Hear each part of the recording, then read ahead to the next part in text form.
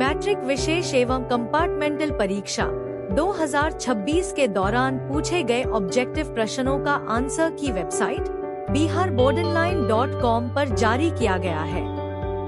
यदि किसी परीक्षार्थी या व्यक्ति को समिति द्वारा जारी आंसर की में कोई आपत्ति है तो वे दिनांक 17 मई 2026 के अपराह्न 5 बजे तक आपत्ति दर्ज कर सकते हैं।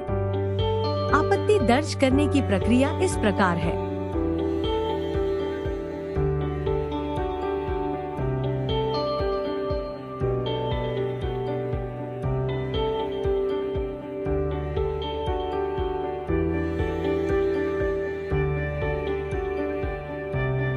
निर्धारित तिथि के बाद एवं अन्य माध्यमों से प्राप्त आपत्तियों पर कोई विचार नहीं किया जाएगा।